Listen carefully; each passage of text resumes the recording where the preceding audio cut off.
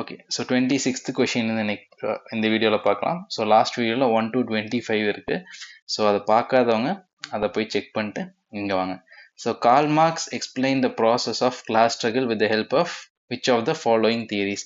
So Karl Marx நமக்கு தெரியும், father of communist philosophy. So அவர் கால் மார்க்ஸ் அண்ட் எங்கிலஸ் இவங்க ரெண்டு பேர் சேர்ந்து தான் கம்யூனிசம் இது பண்ணாங்க. ஸோ அது கம்யூனிசமோட மெயின் இது வந்து கிளாஸ் ஸ்ட்ரகிள்ஸ் தான். So owning class, labour class, அவங்க ரெண்டு பேர்த்துக்குள்ள தொடர்ந்து ஸ்ட்ரகிள் இருக்கும். அதை எதை வச்சு எக்ஸ்பிளைன் பண்ணணும்? டயலெக்டியல் மெட்டீரியலிசம். ஓகேங்களா? ஸோ மெட்டீரியலிசம் அப்படிங்கிறது வேர்ல்டில் வந்து இந்த ஸ்பிரிச்சுவல் அந்த ஃபிலாசபியெல்லாம் தாண்டி பொருள், அது லேண்டாக இருக்கலாம், அது கேபிட்டலாக இருக்கலாம், எதுவாக வேணும் இருக்கலாம், அதுதான் ரியல். அதை பேஸ் பண்ணி தான் நம்ம லைஃப் ரெவால்வ் ஆகும் அப்படிங்கிறது தான் இந்த தியரி. ஓகேங்களா? So dialectical materialism. அடுத்து, a layer in Earth's atmosphere called ionosphere facilitates radio communication. Why? So நமக்கு தெரியும் ionosphere வந்து one of the layers of Earth's atmosphere. So it is made up of ions. எதனால ions இருக்கு அப்படின்னா வந்து சன்லேருந்து வர்ற solar radiation வந்து அதில் ஹை எனர்ஜி வேவ்ஸ் இருக்கும்.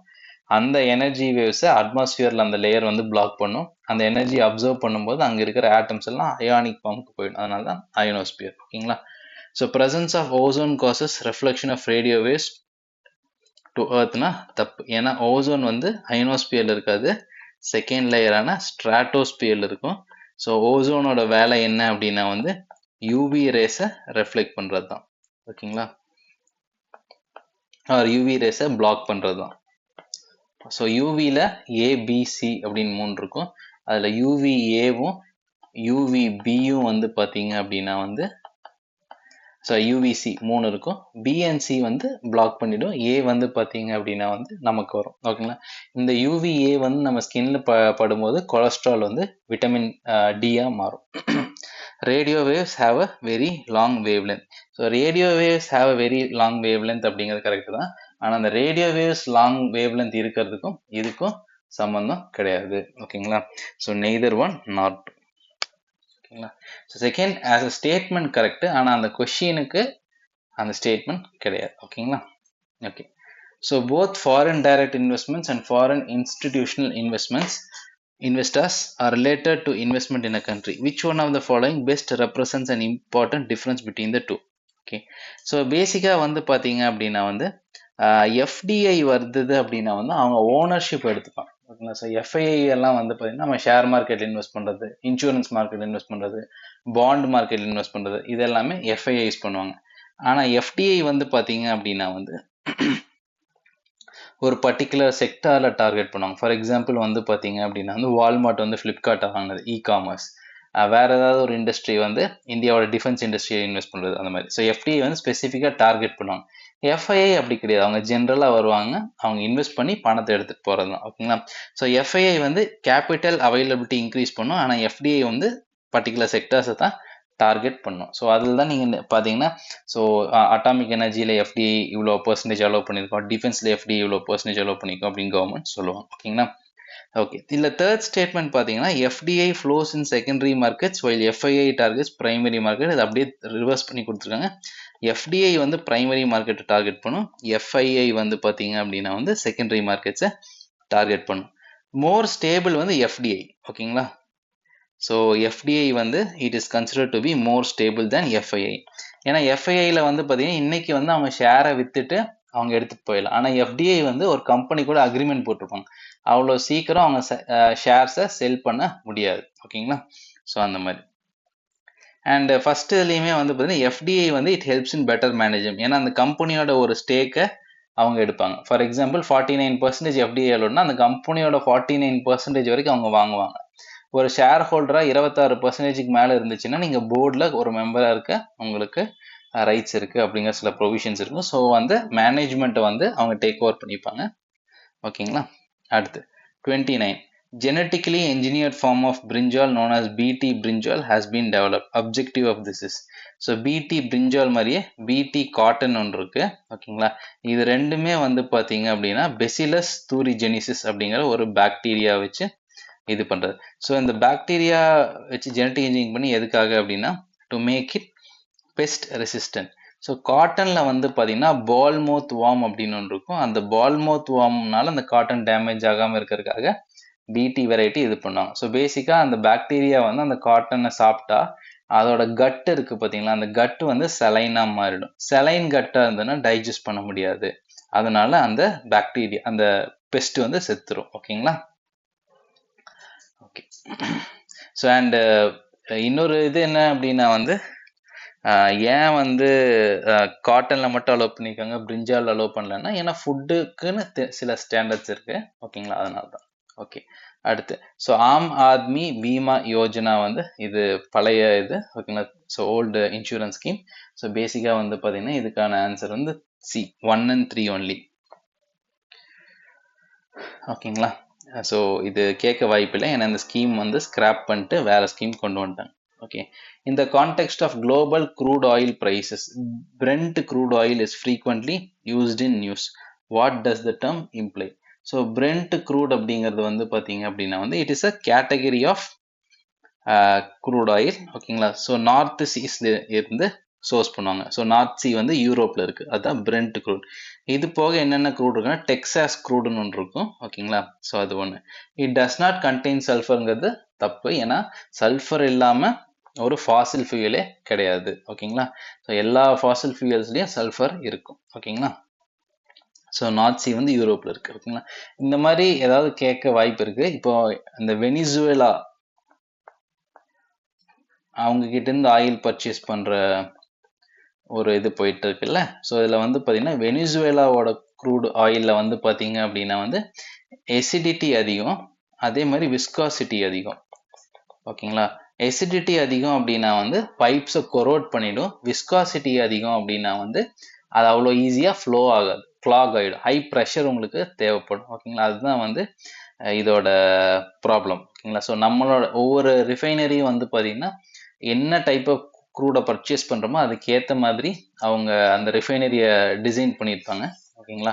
ஸோ அதனால இதோட இது மாறும்போது வந்து பார்த்தீங்க அப்படின்னா வந்து அந்த ரிஃபைனரி அதுக்கேற்ற மாதிரி மாற்றணும். ஸோ வெனிசுவேலன் க்ரூடை நம்ம வாங்கணும் அப்படின்னா நம்ம ஏகப்பட்ட இன்வெஸ்ட் பண்ணி ரிஃபைனரிஸை சேஞ்ச் பண்ணணும். ஓகேங்களா? Okay. Next, function of heavy water in nuclear reactor.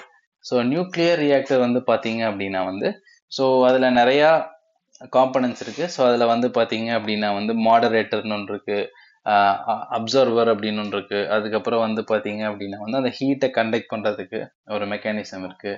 ஓகேங்களா? ஸோ இதெல்லாமே இருக்குது. ஸோ இதில் ஹெவி வாட்டர், சில ப்ரெஷரைஸ் ஹெவி வாட்டர் ரியாக்டர் இருக்குது, அதில் ஹெவி வாட்டர் யூஸ் பண்ணுவாங்க. ஹெவி வாட்டர் அப்படிங்கிறது என்ன அப்படின்னா வந்து D2O அப்படின்னு சொல்லலாம். ஓகேங்களா? So D2Oனா deuterium.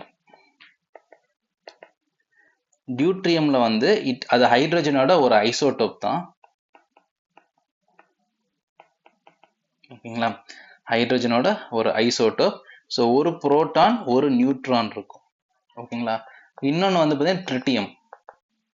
அதில் வந்து பார்த்தீங்கன்னா ஒரு புரோட்டான் 2 நியூட்ரான் இருக்கும். ஓகேங்களா? ஸோ நம்ம நார்மலாக ஹைட்ரஜன் அப்படின்னு சொல்றது ஒரு புரோட்டான் ஒரு நியூட்ரான் இருக்கிறது. இந்த டியூட்ரியம்ல வர்றது தான் இந்த D2O, அதாவது ஹெவி வாட்டர். ஓகேங்களா? இந்த ஹெவி வாட்டரோட வேலை என்ன அப்படின்னா வந்து slow down the speed of neutrons. ஓகேங்களா? ஒரு சில இதில் வந்து பார்த்தீங்கன்னா இந்த ஹெவி வாட்டரை வந்து அந்த ஹீட்டை கண்டக்ட் பண்ணி ராட்ஸில் இருக்கிற ஹீட்டை எடுத்துகிட்டு போயிட்டு நமக்கு டர்பைனை சுற்ற வைக்கவும் யூஸ் ஆகும். ஓகேங்களா? அண்ட் இதில் வந்து பார்த்தீங்க அப்படின்னா வந்து ஒரு நியூக்ளியர் ரியாக்டர் அப்படின்னு நம்ம எடுத்துக்கும் போது ஸோ அதில் வந்து நீங்கள் என்னெல்லாம் இது பண்ணணும்னா ஸோ ரீசெண்டாக நியூக்ளியர் பாலிசியில் என்ன கொண்டு வந்திருக்காங்க அதெல்லாம் வரும். ஓகேங்களா?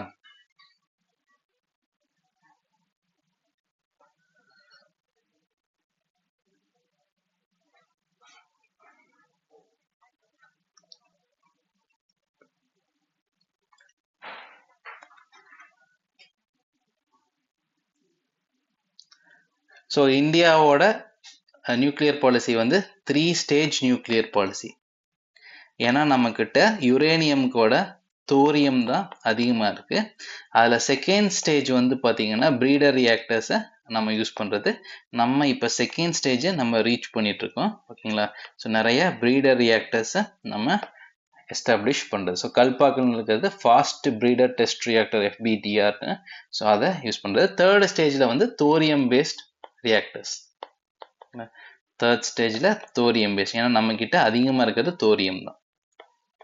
So thorium based reactors. இந்த தோரியம் எதுலேருந்து கிடைக்குது அப்படின்னா மோனாசைட் அப்படிங்கிற ஒரு சாண்ட்லேருந்து கிடைக்குது. இந்த மோனாசைட் வந்து coast of Kerala, Tamil Nadu and ஒடிசாவில் ரொம்ப அதிகமாக இருக்குது. ஓகேங்களா? Okay. In India, if a religious sect or community is given the status of national minority, what special advantage is it entitled to? So அதில் வந்து பார்த்தீங்க அப்படின்னா வந்து ஸோ ஃபஸ்ட் அண்ட் தேர்டு, ஓகேங்களா? ஸோ பிரசிடென்ட் வந்து அந்த மைனாரிட்டிக்கு வந்து நாமினேட் எல்லாம் பண்ண மாட்டார், ஓகேங்களா? So 1 and 3 only. But prime மினிஸ்டரோட 15 பாயிண்ட் ப்ரோக்ராமில் அவங்க பெனிஃபிட் இது பண்ணலாம்.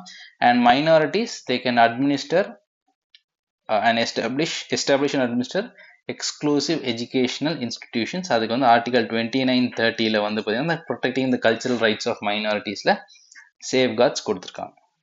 Okay. So 34, India is home to lakhs of persons with disabilities. What are the benefits available to them under the law? Free schooling under the age of 18 years in government-run schools, correct தான். Preferential allotment of land for setting up of businesses, so அதுவுமே correct. Ramps in public buildings அதையுமே பண்ணணும் அப்படின்னு இருக்கு. So 1, 2 and 3. So 35, so mega food parks. So இது வந்து பார்த்தீங்கன்னா so old current affairs question தான், ஓகேங்களா? ஸோ அதில் வந்து பார்த்தீங்கன்னா to provide good infrastructure facilities for food processing industry to increase the processing of perishable items and reduce waste. So second statement correct. Third statement வந்து பார்த்தீங்க அப்படின்னா வந்து to provide emerging and eco friendly processing technologies to entrepreneurs. So இதில் வந்து பார்த்தீங்க அப்படின்னா வந்து so இந்த statement correct. So to provide emerging and eco friendly processing is, but providing good infrastructure facilities for food processing இண்டஸ்ட்ரிங்கிறது அது ரைட்டான statement கிடையாதுங்களா? So ஏன் அப்படின்னா ஸோ இது வந்து பார்த்தீங்க அப்படின்னா வந்து இது வந்து ஒரு ஃபுட் கிளஸ்டரை ரெடி பண்ணிட்டு அங்கே வந்து பார்த்தீங்கன்னா ஃபண்டிங் அந்த மாதிரி விஷயங்களுக்கு தான் சப்போர்ட் பண்ணுறதே தவிர இன்ஃப்ராஸ்ட்ரக்சரை பற்றி இந்த மெகா ஃபுட் பார்க்ஸ் பேசாது. And again this is an old current affairs question. So அதனால் you don't have to worry about it. The authorization for withdrawal of funds from the Consolidated Fund of India must come from the Parliament. So நம்ம பே பண்ணுற taxes இது எல்லாமே taxes, ஃபைன்ஸு, penalties இது எல்லாமே வந்து consolidated ஃபண்டுக்கு தான் போகும், ஓகேங்களா? ஸோ அதுக்கப்புறம் அதுலேருந்து தான் பட்ஜெட்டுக்கு செலவு பண்ணுறதுக்கு நம்ம எடுப்போம். அது வந்து பார்த்தீங்கன்னா அது எல்லாமே கன்சாலிடேட் ஃபண்ட்லேருந்து தான் வரும், ஓகேங்களா? ஸோ பேசிக்காக வந்து நம்ம பட்ஜெட்டுக்கு அந்த பாஸ் பண்ணால் உடனே வந்து அந்த செலவு காசு வருதுல அது கன்சாலிடேட்டட் ஃபண்ட் ஆஃப் இந்தியாவில் தான் வரும். All revenues received by the government by the way of taxes and other receipts for the conduct of government business are credited to the consolidated fund. So முன்னால் பார்த்தது. ஸோ ரொம்ப ரேராக பாலிட்டியில் ஒரே பேஜில் ஒரே பேராகிராஃபில் இருந்து கொஷின்ஸ் வர்றது ரொம்ப ரேர். இந்த வருஷம் அதுலேருந்து பேக் டு பேக் கொடுத்துருக்கோம், ஓகேங்களா? ஓகே. ஸோ அடுத்து micro finance is the provision of financial services to people of low income groups. This includes both consumers and self-employed. The services rendered under microfinances are credit facilities, savings, insurance, fund transfer facilities. So எல்லாமே வந்து பார்த்தீங்க அப்படின்னா வந்து so micro finance பண்ணுவாங்க. But இதில் வந்து பார்த்தீங்க அப்படின்னா வந்து அவங்க கார்ட்ஸ் வந்து தர முடியாது. கிரெடிட் கார்ட்ஸ், செக்ஸு, அதுக்கப்புறம் டிடிஸ் அந்த மாதிரி விஷயங்கள் பண்ண முடியாது. பட் கிரெடிட்ஸ் கொடுக்கலாம், சேவிங்ஸ்க்கு அவங்க ஃபெசிலிட்டேட் பண்ணலாம், இன்சூரன்ஸ் ப்ரொவைட் பண்ணலாம், ஃபண்ட் ட்ரான்ஸ்ஃபருக்கான ஃபெசிலிட்டிஸை ப்ரொவைட் பண்ணலாம். இது எல்லாமே மைக்ரோ ஃபைனான்ஸில் வரும், ஓகேங்களா? Next 39, Southeast Asia has captivated the attention of global community over space and time as a geostrategically significant region. Which among the following is the most convincing explanation for this global perspective? So இந்த global perspectiveங்கிறது என்னன்னா geostrategically significant region தான் அந்த global perspective. It was a hot theater during the Second World War. Second World Warல வந்து பார்த்தீங்கன்னா Japan, south east Asia, அதுக்கப்புறம் Europe, இது எல்லாமே theatres. Correct தான், ஓகேங்களா? ஆனால் இந்த ஸ்டேட்மெண்ட்டுக்கு இது கரெக்டா அப்படின்னா கிடையாது, ஓகேங்களா? Its location is between the Asian powers of China and India. Okay, so அது ஒரு விதத்துல கரெக்ட் தான். ஓகேங்களா, ஸோ இப்போ வந்து பாத்தீங்க அப்படின்னா வந்து ஸோ சைனா இந்தியாவுக்கு நடுவில் இருக்கு. ஆனா அது வந்து இந்த ஜியோ ஸ்ட்ராட்டஜிக்கலி சிக்னிஃபிகன்ட் ரீஜன். ஆனா சைனா வந்து ஒரு முக்கியமான இது, so global country. But India வந்து அந்த அளவுக்கு ப்ராப்ளம் கிடையாது. ஸோ அதனால இதுவுமே கிடையாது. Okay, it was arena of super power confrontation during the cold war period. இதுவும் கரெக்ட் தான். ஆனா இந்த ஸ்டேட்மெண்ட் கரெக்ட். ஏன்னா இங்க வந்து பாத்தீங்கன்னா ஓவர் ஸ்பேஸ் அண்ட் டைம்னு கொடுத்துட்டாங்க. ஸோ ஓவர் டைம் அப்படின்னா ஹிஸ்டாரிக்கலி அது ரொம்ப முக்கியமான விஷயம் அப்படின்னு அர்த்தம். ஸோ காலங்காலமா இந்த கோல்டு வார் வந்து 1950ஸ்லேருந்து 1990s வரைக்கும் ஒரு 40 வருஷத்தில் நடந்தது. அதே மாதிரி heart theatre during second world வார்ங்கிறது 1939லேருந்து 1945. ஆக்சுவலா இந்த இடத்துல வந்து பாத்தீங்கன்னா 1939ல இது பெரிய இது கிடையாது. 1940ஸ்ல தான் சவுத் ஈஸ்ட் ஏஷியாவே ஒரு பெரிய இதுக்குள்ள வந்துடும். ஸோ இதுவும் ஒரு சின்ன பீரியட் தான். ஓகே, இந்தியா அண்ட் சைனா வந்து பாத்தீங்கன்னா இப்போ வந்து ரெண்டு கண்ட்ரிஸ். ஓகேங்களா, ஆனா காலகாலமா இருக்கு அப்படின்னா வந்து பசிபிக் அண்ட் இந்தியன் ஓஷனுக்கு நடுவில் இருக்கிறது and pre eminent maritime character. ஓகேங்களா, ஸோ மேரிடைம் ட்ரேடு அதெல்லாமே இது வழியா பாஸ் பண்றதுனால இது ஒரு முக்கியமானது. So option D. சரிங்களா, ஸோ சம்டைம்ஸ் வந்து பார்த்தீங்கன்னா நமக்கு டெக்னிக்கலாக ஒரு விஷயம் தெரியலன்னா கூட நம்ம இதுல இருக்கிற க்ளூஸை நம்ம எடுத்தோம் அப்படின்னா வந்து அதுவே தெரியும். இங்க வந்து over space and time, over time அப்படின்னா முக்கியமான விஷயம் ஹிஸ்டாரிக்கலா இருக்கு அப்படின்னு அர்த்தம். ஹிஸ்டாரிக்கலா வந்து பாத்தீங்க அப்படின்னா வந்து இது மட்டும்தான், ஆப்ஷன் டி மட்டும்தான் சாட்டிஸ்ஃபை ஆகும். ஓகேங்களா, அடுத்து 40.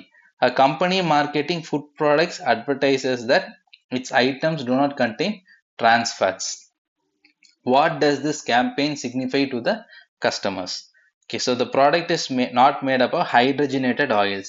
So basically trans fats அப்படிங்கிறது ஹைட்ரஜனேட்டட் ஆயில்ஸ் தான். எதுக்கு வந்து ஹைட்ரஜனேட்டட் ஆயில்ஸ் யூஸ் பண்ணுவாங்க அப்படின்னா ஷெல்ஃப் லைஃப் வந்து அதிகம். ஓகேங்களா, ஹைட்ரஜனேட்டட் ஆயில்ஸோட ஷெல்ஃப் லைஃப் அதிகம். ஸோ ஹைட்ரஜனேட்டட் ஆயில்ஸ் யூஸ் பண்ணால் ரொம்ப நாள் கெட்டு போகாமல் இருக்கும். அது ஒரு advantage. The food products is not made up of animal fats or oils. ஓகேங்களா, so food product is not made of animal fats oils, அதுவும் கரெக்ட் தான். Oil is not likely to cause cardiovascular health of damage to the cardiovascular health. Correct. ஏன்னா trans fats வந்து the cause a lot of cardiovascular health, அதாவது heart problems வரும். ஓகேங்களா, so அந்த மூணுமே கிடையாது. So 1, 2 and 3. ஓகேங்களா, ஓகே. அடுத்து 41. So among the following who are eligible to benefit under MG NREGA அப்படின்னு கேட்டிருக்காங்க. ஸோ 41 வந்து பார்த்தீங்கன்னா adult members of any household. ஓகேங்களா, ஸோ மேலே இருக்கிறதும் கரெக்டு தான். ஓகேங்களா, ஆனால் பர்டிகுலர் ஹவுஸ் ஹோல்டுக்கு நேரோ டவுன் பண்ணிட்டாங்க இவங்க எல்லாருமே. So technically all the above அப்படிங்கிற மாதிரி. ஆனால் இதில் இல்லாதவங்களும் பேக்வர்ட் கம்யூனிட்டிஸாக தான் இருக்கணுங்க இல்லை, பிபிஎல்லாக தான் இருக்கணுங்கிறது இல்லை, எஸ்சி எஸ்டியாக தான் இருக்கணுங்கிறது இல்லை. ஓகேங்களா, அடல்ட் மெம்பராக இருந்தாவே they are eligible. 42. With reference to Look East policy. So Look East policy அப்படிங்கிறது நம்ம south east Asia and east ஏஷியாவுக்கு நம்ம கான்சென்ட்ரேட் பண்ணோம். அதாவது இந்தியாவுக்கு ஈஸ்ட் பக்கத்தில் யாரெல்லாம் இருக்காங்க, மியான்மர், லாவோஸ், கம்போடியா, வியட்நாம், இவங்க எல்லாரையுமே கண்டுக்கணும் அப்படிங்கிறது. ஓகேங்களா, ஸோ அதான் look East policy. So with reference to that, so India என்னெல்லாம் கன்சிடர் பண்ணாங்க. India wants to establish itself as an important player in East Asian affairs. Correct. It wants to plug the vacuum created by the termination of Cold War. So India அவ்வளோலாம் யோசிக்கல, gold வாரோட vacuum எல்லாம் நம்ம fill பண்ணணும் அப்படிங்கிறதுலாம் கிடையாது. India wants to restore the historical and cultural ties with neighbours in South East and East Asia. அது correct தான். ஓகேங்களா, ஸோ ஏன்னா அதை லெவரேஜ் பண்ணும்போது இதோட முக்கியமான இது வந்து பார்த்தீங்கன்னா நம்ம நார்த் ஈஸ்டோட க்ரோத்துக்காக அதை லெவரேஜ் பண்ண ட்ரை பண்ணுறோம். ஓகேங்களா, okay. When the annual union budget is not passed by the Lok Sabha. So Lok Sabha வந்து இது பண்ணல அப்படின்னா வந்து ஸோ பேசிக்காக வந்து prime minister submits his resignation to the council of ministers. ஏன் அப்படின்னா யூனியன் பட்ஜெட் பாஸ் ஆகலைன்னாவோ பிரசிடென்ஷியல் அட்ரஸ் பாஸ் ஆகலைன்னாவோ இட் மீன்ஸ், ஏன்னா சிம்பிள் மெஜாரிட்டியில் பாஸ் ஆகிறது, அந்த சிம்பிள் மெஜாரிட்டியில் பாஸ் ஆகலை அப்படின்னா அவங்களோட ஓன் மெம்பர்ஸோட சப்போர்ட்டே அவங்களுக்கு இல்லை அப்படின்னு அர்த்தம். So it is like he has lost is majority and அவர் ரிசைன் பண்ணுவார். ஓகேங்களா, okay. 44. Under the Constitution of India, which one of the following is not a fundamental duty? So fundamental duty எது கிடையாதுன்னா developing scientific temper, safeguarding public property, abiding by constitution, இது எல்லாமே fundamental duties தான். To vote in public elections is a civic duty but not a fundamental duty. ஓகேங்களா? So fundamental duty உங்களுக்கு எல்லாமே தெரியும். So article 51A இருக்கு. ஸ்வரன் சிங் கமிட்டியில் commission வந்து அவங்க ரெக்கமெண்ட் பண்ணதில் ஸோ அது கொண்டு வந்தாங்க. ஓகேங்களா? During emergency period. With reference to the Finance Commission of India, which of the following statements is correct? It encourages the inflow of foreign capital for infrastructure development. அதுக்கு இதுக்கு சம்பந்தமே இல்லை. It facilitates the proper distribution of finances. அது வரைக்கும் correct. Among the public sector undertakingனா கிடையாது. States and union. It ensures transparency in financial administration. அதுவும் கிடையாது. So none of the above statements. So basically வந்து it is to share the revenues between union and states. Okay, okay. 46. So which of the following, which of the above is the are human right or rights under Universal Declaration of Human Rights? So right to education, right of equal access to public services, right to food. இது எல்லாமே வந்து பாத்தீங்க அப்படின்னா Universal Declaration of Human Rights படி ஈக்குவலா இருக்க வேண்டியது. ஓகேங்களா? So there is a concern over the increase in harmful algal blooms in the seawater of India. What could be the causative factors for this phenomenon? Harmful algal blooms எதனால வரும் அப்படின்னா வந்து யூட்ராஃபிகேஷன்.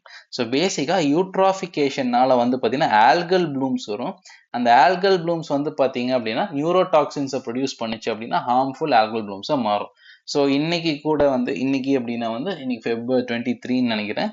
So இன்னைக்கு news paper, Hindu news paper படிச்சவங்களுக்கு எல்லாம் தெரியும், கேரளாவில் வந்து ஒரு ரெஸ்டாரண்ட்ல ஏதோ பர்டிகுலர் ஃபிஷ் சாப்பிட்டு ஃபேமிலி மெம்பர்ஸ் 6 பேர் ஹாஸ்பிட்டல் அட்மிட் ஆனாங்க. 2 பேர் இறந்துட்டாங்க. அப்புறம் அதே ஹோட்டலில் இந்த ஃபிஷ்ஷை சாப்பிட்டு நிறைய பேர் இதானாங்க, ஃபுட் பாய்சனிங்னு சந்தேகப்பட்டாங்க. ஆனால் அந்த அவங்க சாப்பிட்டதுக்கும் அட்மிட் ஆனதுக்கான பீரியட் வந்து ரொம்ப கம்மியாக இருந்ததுனால அது நியூரோடாக்சின், அது வந்து இந்த ஹார்ம்ஃபுல் ஆல்கல் ப்ளூம்ஸ் அதில் ப்ரொடியூஸ் பண்ண அந்த டாக்ஸின்ஸ்னால வந்திருக்கலாம் அப்படின்னு சொல்கிறாங்க. ஓகேங்களா? அந்த அளவுக்கு அது ப்ராப்ளம். ஸோ இதுக்கான காசிட்டிவ் ஃபேக்டர்ஸ், அதுக்கான காரணம் என்ன? காசிட்டிவ் ஃபேக்டர்ஸ்னா காரணம் discharge of nutrients from estuaries. Yes, அதுக்கான காரணம் இருக்கலாம். ஏன்னா யூட்ரோஃபிகேஷன் நடக்கிறதுக்கு வந்து பார்த்தீங்கன்னா என்ன காரணம்னா excessive addition of nutrients to water bodies. இந்த எக்ஸசிவ் அடிஷன் ஆஃப் நியூட்ரியன்ஸ்னால என்ன ஆகும் அப்படின்னா வந்து உங்களுக்கு ஆல்கல் ப்ளூம்ஸ் நடக்கும். இந்த ஆல்கல் ப்ளூம்ஸ் நடக்கிறதால என்ன ஆகும் அப்படின்னா வந்து உங்களுக்கு சன்லைட் கட் ஆகும். அதனால வந்து பார்த்தீங்கன்னா அக்வாட்டிக் பிளான்ஸ் வந்து they cannot produce ஆக்சிஜன். அதனால வந்து பார்த்தீங்கன்னா அந்த வாட்டர் அக்வாட்டிக் எக்கோசிஸ்டமோட ஹெல்த் டெட்டோரியேட் ஆகும். ஓகேங்களா? அதுதான் இதாகணும். ஓகேங்களா? Okay. Run off from the land during monsoon. So run off அப்படிங்கிறது என்ன? மழை அதிகமாக பெய்யும் போது அந்த தண்ணி வந்து மேலே வந்து ஃப்ளோ ஆகுது. அது ஃப்ளோ ஆகும்போது என்ன பண்ணும் அப்படின்னா வந்து அந்த சாயில் இருக்கிற நியூட்ரியன்ஸை எடுத்துகிட்டு போகும். அது ஃபைனலாக ஒரு வாட்டர் பாடியில் கலக்கும்போது அடிஷன் ஆஃப் நியூட்ரியன்ஸ் நடக்கும். அப்வெல்லிங் இன் த சீஸ். சீல வந்து அப்வெல்லிங் நடந்துச்சுன்னா அது என்ன பண்ணும்? They bring nutrients to the surface. upwelling in the seas bring nutrients to surface. எங்கெல்லாம் upwelling நடக்குதோ அங்கெல்லாம் வந்து பார்த்தீங்கன்னா ஃபிஷ் பாப்புலேஷன் அதிகமாக இருக்குது. ஏன்னா நியூட்ரியன்ஸ் நிறைய வருதுல்ல. ஓகேங்களா? ஸோ அது நடந்தாலும் நியூட்ரியன்ஸ் வந்துச்சுன்னா என்ன ஆகும்? உங்களுக்கு ஆஸ் யூஷுவல் உங்களுக்கு ஆல்கல் ப்ளூம்ஸ் வந்து நடக்கும். ஓகேங்களா? So 1, 2 and 3. ஸோ 47 மூணுமே. So which of the following adds carbon dioxide to the carbon cycle of earth? So இதில் வந்து பார்த்தீங்கன்னா ஃபோட்டோசிந்தசிஸ் மட்டும் it removes carbon di oxide. ஓகேங்களா? ஸோ இதே கொஷின் வந்து 2014 ஆர்டரை மட்டும் மாற்றி வார்த்தை மாறாமல் கேட்டிருப்பாங்க. இதே 4 ஆப்ஷன் வச்சு. ஓகேங்களா? So 2, 3 and 4. ரெஸ்பிரேஷன், நம்ம பிரீத் அவுட் பண்ணும்போது கார்பன் டை ஆக்சைடு ஆட் பண்ணுறோம். ஆர்கானிக் மேட்டர் டீகே ஆகும்போது ப்ரெசன்ஸ் ஆஃப் ஆக்சிஜனில் கார்பன் டை ஆக்சைடுனா ஆப்சன்ஸ் ஆஃப் ஆக்சிஜனில் மீத்தேனோ ப்ரொடியூஸ் ஆகும். வல்கேனோ, நீங்கள் சின்ன வயசில் வல்கேனோலாம் வரைஞ்சிங்கன்னா இந்த மாதிரி ஒன்று போட்டு கருப்பு கலரில் புகையை போடுவீங்க. கருப்பு கலரில் புகை இருந்துச்சுனாவே கார்பன் டை ஆக்சைடு தான் இருக்குது. ஓகேங்களா? So 2, 3 and 4. Recently, USA decided to support India's membership in multilateral export control regime called Australia Group and Wassenaar Arrangement. What is the difference between them? So, Australia Group, Wassenaar Group, அதுக்கப்புறம் இது கூட ஒன்று இருக்கும் MTCR, Multi Technology Missile Technology Control Regime. அதுக்கப்புறம் வந்து பார்த்தீங்க அப்படின்னா வந்து இன்னொன்று இருக்கும். ஓகேங்களா? ஸோ இது எல்லாமே எதுக்காக அப்படின்னா வந்து ஸோ ஆர்ம்ஸ் கண்ட்ரோலுக்காக. ஓகேங்களா?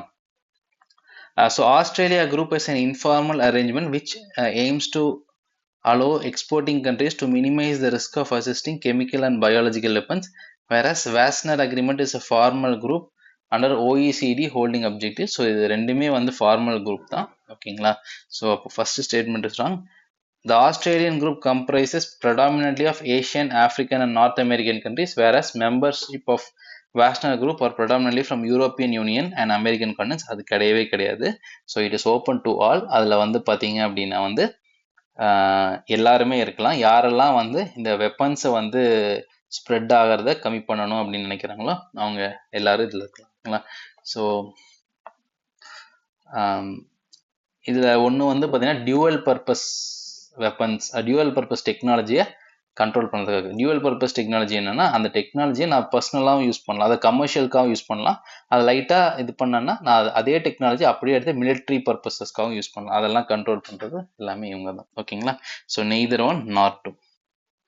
Surface of lake is frozen in severe winter, but the water at the bottom is still liquid. What is the reason for that? Ice is a bad conductor of heat. Since the surface of lake is at the same temperature as air, no heat is lost. Density of water is maximum at 4 degrees Celsius. Okay, so none of the statements A, B, C are correct. Okay, so generally வந்து பார்த்தீங்க அப்படின்னா வந்து ஒரு லேக் வந்து freeze ஆகும்போது